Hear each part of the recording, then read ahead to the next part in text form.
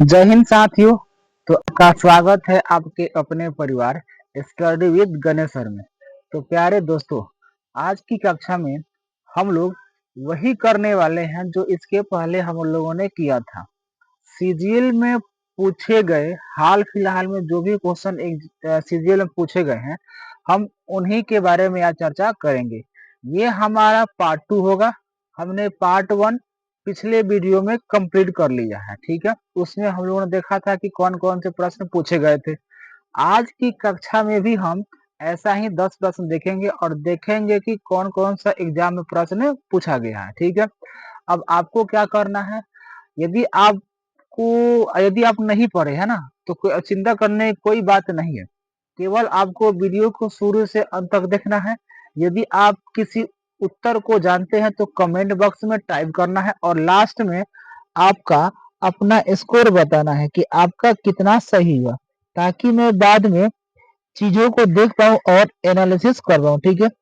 तो चलिए वीडियो को फटाफट शुरू करते हैं और आपके स्क्रीन के सामने पहला क्वेश्चन आएगा, उसका उत्तर दीजिएगा कमेंट बॉक्स में, ठीक है। चलिए पहला क्वेश्चन लीजिए, आपके सामने होगा। पहला क्वेश्चन है कि दक्षिण भारत के निम्नलिखित में से किस राज्य के अंतर्गत महाबली मंदिर वास्तुकला के रूप में महत्वपूर्ण केंद्र के रूप में उभरा था, ठीक है। यानी आपको ये बताना है, ये कुछ दक्षिण भारत के राज्य हैं और ये बताना है कि इनमें से कौन महत्वपूर्ण केंद्र था जो उभर कर सामने आया था, ठीक है। क्या चोल होगा, चेरा होगा, पहल्लव होगा कि चालुक्य होगा, ठीक है। फटाफट बताइए इसका आंसर क्या होगा। ये चूंकि दक्षिण भारत के हैं तो थोड़ा सा आपको ये दिक्कत कर सकता है, लेकिन एक टॉपिक हम इस पर भी लाएंगे कि जितने भी दक्षिण भारत में जो मतलब साम्राज्य थे, है ना, चाहे जो भी आप वंश कह लीजिए, उनसे संबंधित एक टॉपिक हमारा इसी पर बन जाएगा, ठीक है। तो हम एक सेशन उनका भी लेंगे और उनसे जितना भी क्वेश्चन बनेगा हम उनको एक ही वीडियो में निपटा देंगे। चलिए, तो इसका आंसर मैं बताता हूँ, आप लोगों सुनिएगा ध्यान से, ठीक है। अगर हम बात करें इसके बारे में, थोड़ा सा रुक जाइएगा 1 मिनट।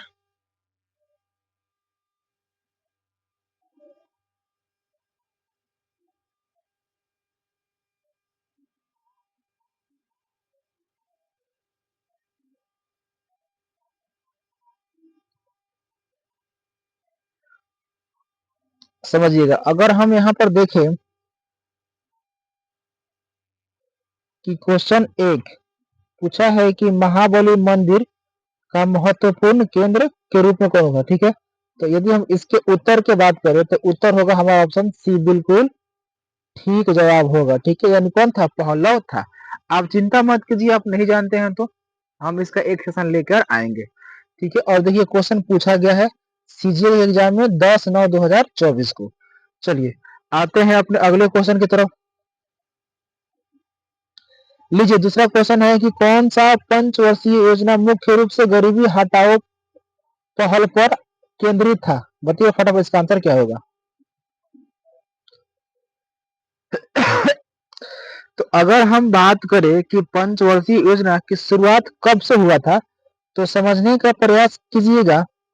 देखिए पहली बार जो शुरुआत हुआ था वो 1951 से चालू हुआ था और कब तक चला था, 1900 लेकर 56 तक। जैसे कि आपको नाम से चल रहा है पता कि पंचवर्षीय योजना यानी हर 5 साल पर होने वाला। तो पहला अगर हम बात करें कब हुआ था तो 1951 से लेकर 1956 तक। दूसरा हम बात करें तो यहाँ पर हो जाएगा 56 से लेकर 1961 तक। तीसरा हम बात करें तो 1961 से लेकर 1966 तक, ठीक है। उसके बाद 2 साल गैप था। उसके बाद है ना उधर आ गया 1969 से 1974 तक, फिर 74 से लेकर 79 तक, फिर आपका 1 साल गैप था। फिर उधर था 80 से लेकर 85 तक। तो इस प्रकार से हमारी पंचवर्षीय योजना चल रही थी। हमसे ये पूछा है कि किस पंचवर्षीय योजना के अंतर्गत ये जो गरीबी हटाओ का दिया गया था नारा है ना, गरीबी हटाओ पहल चालू किया गया था, ठीक है। तो यदि हम इसके उत्तर के बारे में बात करें तो हमारा जो करेक्ट आंसर होगा वो ऑप्शन ए बिल्कुल ठीक जवाब होगा। यानी पांचवी पंचवर्षीय योजना के तहत गरीबी हटाओ पहल चालू किया गया था। ठीक है, चलिए तो हम लोगों ने 1 और 2 क्वेश्चन कर लिए। अब आते हैं क्वेश्चन नंबर 3 पर। क्वेश्चन 3 देखिएगा, क्वेश्चन 3 क्या कहना चाहता है, निम्न में से कौन सा त्योहार गुरु नानक देव की जयंती पर मनाया जाता है। ठीक है, आपको ये बताना है, तो फटाफट इसका आंसर बताइए। तब तक मैं इधर गुरु नानक जी से है ना, गुरु नानक जी को के बारे में कुछ बताता हूँ, समझिएगा। गुरु नानक देव जो थे, इनका जन्म 15 अप्रैल 1469 में हुआ था, है ना, तलवंडी में हुआ था, जो पाकिस्तान में है। इसको नानकाना साहिब के नाम से जानते हैं। मैं पूछूं कि सिख धर्म के संस्थापक कौन थे, तो हम बोलेंगे कौन थे, गुरु नानक देव थे। गुरु नानक देव ने एक व्यवस्था की शुरुआत की जिसका नाम था लंगर व्यवस्था। लंगर व्यवस्था, लंगर व्यवस्था भाई क्या होता है, तो यह है ना मुफ्त में भोजन कराने की व्यवस्था जो है, उसकी शुरुआत कौन किए थे, गुरु नानक देव ही किए थे। परंतु इन्होंने शुरू तो कर दिया था, इसको सुचारू रूप से नहीं चला पाए थे। तो फिर सुचारू रूप से कौन चला पाए, तो इनके बाद जो दूसरे गुरु आए थे ना, वो चला पाए थे, अंगद देव। पहला गुरु का नाम गुरु नानक देव, दूसरे गुरु का नाम अंगद देव। तो ऐसे करके है ना, करते करते सिख धर्म में टोटल कितने गुरु हुए हैं, 10 गुरु हुए हैं। अगर मैं आपसे पूछूं कि सिख धर्म के 10वें गुरु एवं अंतिम गुरु का नाम क्या होगा, गुरु गोविंद सिंह होगा। ठीक है, उनका जन्म कहाँ हुआ था, तो उनका जन्म हुआ था पटना में। कब हुआ था, 26 दिसंबर 1666 में पटना साहिब में हुआ था। फिलहाल हम देखते हैं क्वेश्चन हमसे क्या कहना चाहता है। क्वेश्चन ये है कि गुरु नानक देव की जयंती पर, जब इनका जन्म हुआ था, उनके जयंती पर हम कौन सा पर्व त्योहार मनाते हैं, तो इसका जो राइट ऑप्शन होगा वो ऑप्शन सी बिल्कुल ठीक आंसर होगा, गुरु पर्व मनाते हैं। ठीक है, तो याद रखिएगा, गुरु पर्व जो है गुरु नानक देव की जयंती पर मनाया जाता है। तो क्वेश्चन 3 हमने देख लिया। चलिए चलते हैं क्वेश्चन नंबर 4 और देखते हैं कि क्वेश्चन 4 हमसे क्या कहना चाहता है। लीजिए, क्वेश्चन 4 है कि भारतीय रेलवे 2019-20 के अनुसार भारत में सबसे बड़ा रेलवे ट्रैक किस राज्य में है। बताइए, सबसे बड़ा देखा जाए रेलवे ट्रैक तो वह भारत के किस राज्य में है। 4 ऑप्शन दिए गए हैं, फटाफट बताइए इसका आंसर क्या होगा। और मैं आपको एक हिंट भी देता हूं कि आप जो है ना, इसमें ऑप्शन की सहायता से भी बता सकते हैं कि सबसे बड़ा राज्य कौन होगा। कहीं आप ट्रेन में ट्रेवल करते हैं तो आपको एहसास ये हो जाएगा ना, खास करके उत्तर भारत में जब आप ट्रेन से सफर करेंगे तो आपको एक ऐसा राज्य मिलेगा जिसका बाउंड्री पार करते करते करते है ना, आपको मतलब सुबह से आपको रात हो जाएगी, तभी जो है बाउंड्री उसका पार नहीं हो पाएगा। ठीक है, बताइए कौन ऐसा राज्य होगा। बिल्कुल आप ठीक सोच रहे हैं, कौन होगा जी, उत्तर प्रदेश होगा।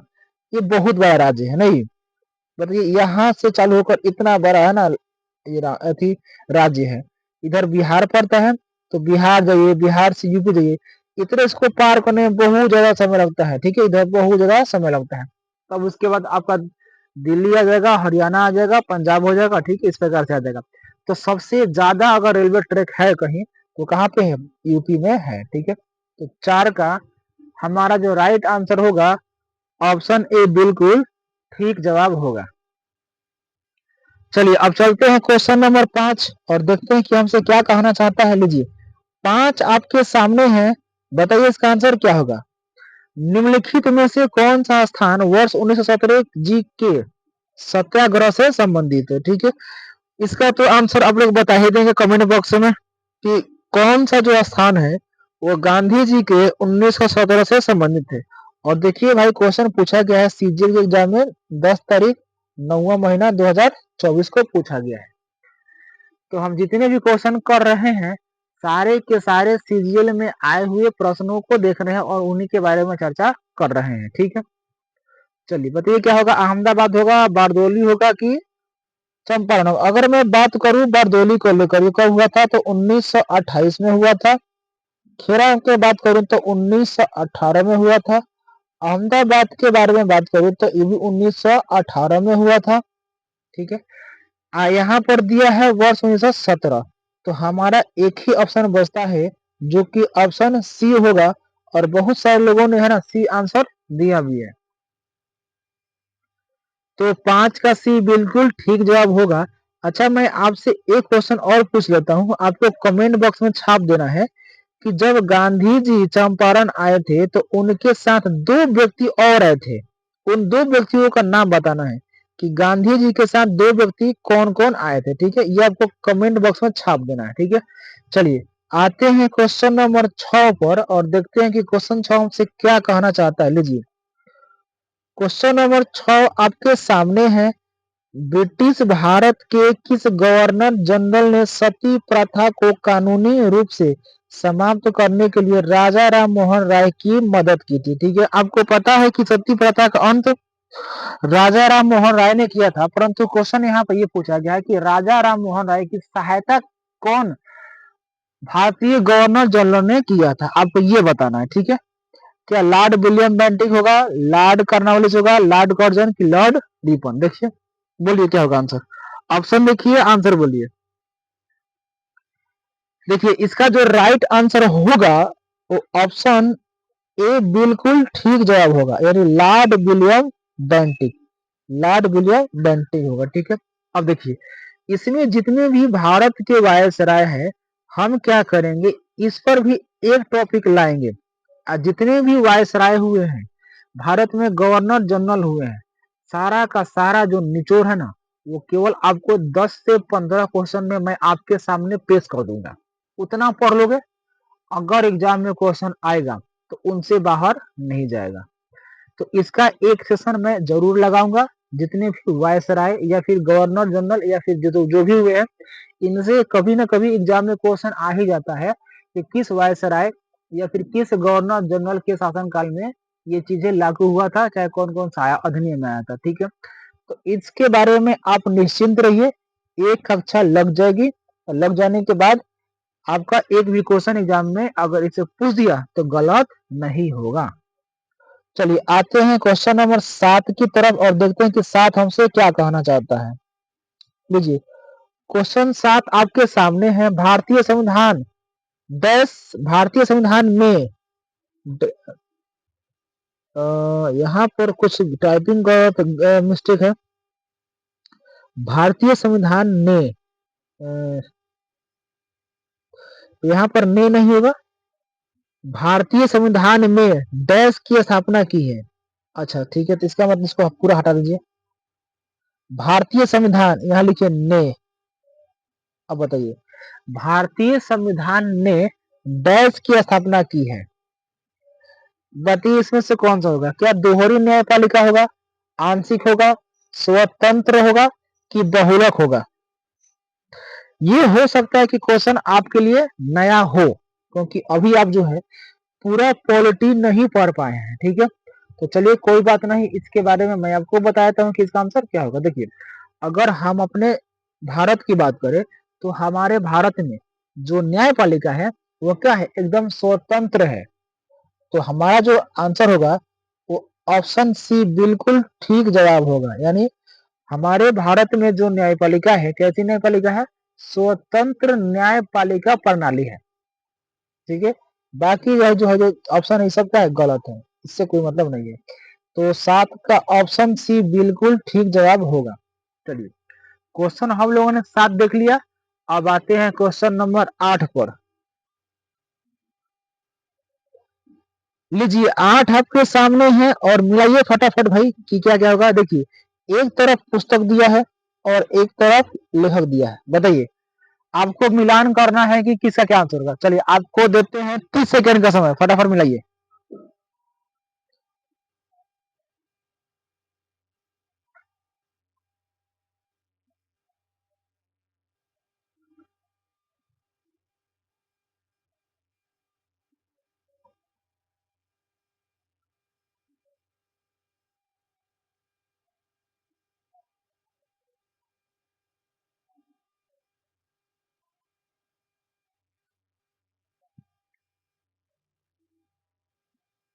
देखिए, अगर हम बात करें, देखिए हम क्या बोले हैं कि एक तरफ पुस्तक दिया है, एक तरफ उनके लेखक का नाम दिया है।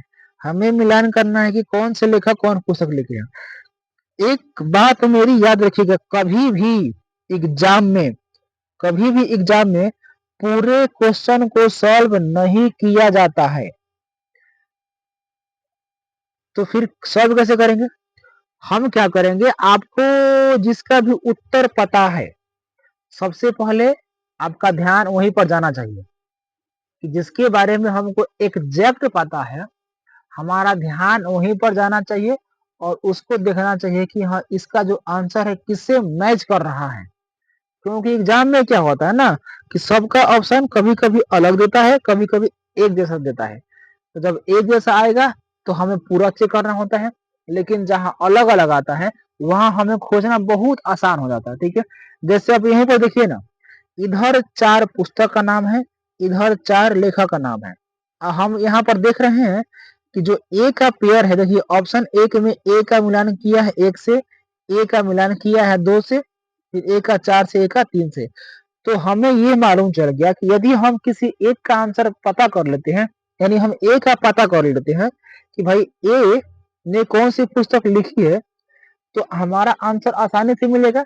बाकी 3 को तो खोजने की कोई जरूरत ही नहीं है। जब हमारा काम एक से हो जाएगा तो क्या जरूरी है भाई अलग से दिमाग लगाने का।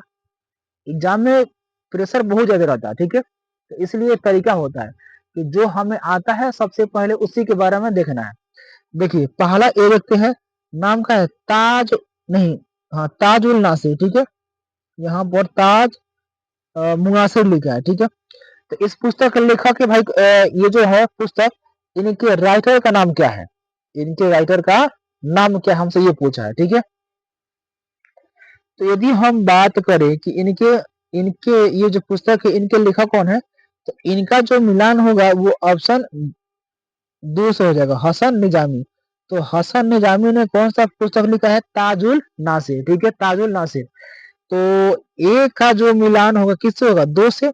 अब देखिए, अब चेक करते हैं कि ए का पेयर किससे बना है। यहाँ तो ए का पेयर 1 से बना बना रखा है, ये तो गलत है भाई।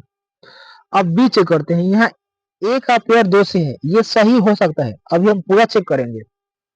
फिर देखते हैं कि ए का पेयर किससे बनाया है, 4 से, ये तो गलत है। अब चौथा ऑप्शन चेक कीजिए, ए का पेयर किससे है, 3 से। लीजिए, क्या लगा, आप क्या सीखे क्वेश्चन से?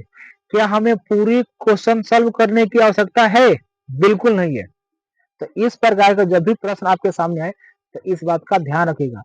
सबसे अच्छा तरीका होता है एग्जाम में क्वेश्चन सॉल्व करने का, ऑप्शन को एलिमिनेट कर देना, ऑप्शन को छाट देना। हमने वही किया, 1 सेकंड में हमारा आंसर आ गया। चलिए क्वेश्चन क्लियर हो गया, आइए अगले चलते हैं क्वेश्चन अगले पर। 9, क्वेश्चन 9 देखिएगा, वर्ष 1945 में ब्रिटेन में किस पार्टी की सरकार बनी। ठीक है, यानी जब 1945 आया तो उस समय ब्रिटिश में ब्रिटेन में किस पार्टी की सरकार बनी। ठीक है, बताइए फटाफट किसकी बनी भाई, लेबर पार्टी की, लिबरल पार्टी की डेमोक्रेटिक पार्टी की, सोशलिस्ट पार्टी, है ना। तो यदि हम इसके बारे में बात करें तो इसका जो राइट आंसर होगा वो ऑप्शन बी बिल्कुल ठीक जवाब होगा। यानी किस पार्टी की सरकार बनी, लेबर पार्टी की सरकार बन गई। तो 9 का बी हो गया। चलिए चलते हैं आज की कक्षा का अंतिम प्रश्न, और देखिएगा हमसे क्या कहना चाहता है।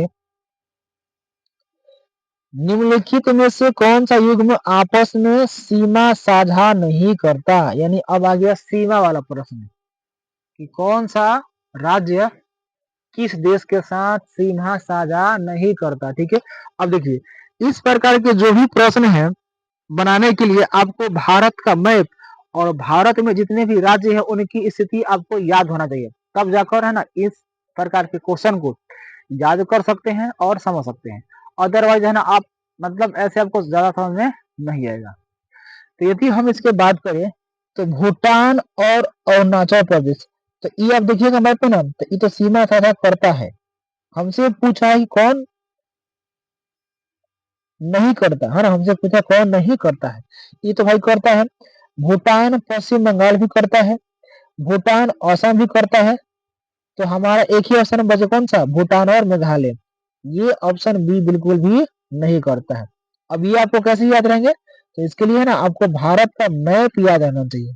मैप मैप याद रखिएगा, आराम से इस प्रकार के क्वेश्चन बन जाएंगे। ठीक है, तो ये रहे थे आज के 10 प्रश्न जो कि सीजीएल के एग्जाम में पूछे गए थे। चलिए ना, तो हम लोगों ने 10 क्वेश्चन कर लिए हैं। आपको ये बताना है कमेंट बॉक्स में कि आपका 10 में से कितना स्कोर रहा। दूसरा ये बताना है कि आपको क्लास जो है कैसी लगी। अब आपको क्या करना है, इस क्लास का पीडीएफ पाने के लिए इसी चैनल के नाम से टेलीग्राम होगा, उसको ज्वाइन कर लीजिए। आपको पीडीएफ वहां से मिल जाएगी, बाद में आप इनको रिवाइज कर सकते हैं। ठीक है, तो आज के लिए बस इतना ही रहने देते हैं। मिलते हैं किसी अगले क्लास में किसी और टॉपिक के साथ। तब तक के लिए जय हिंद।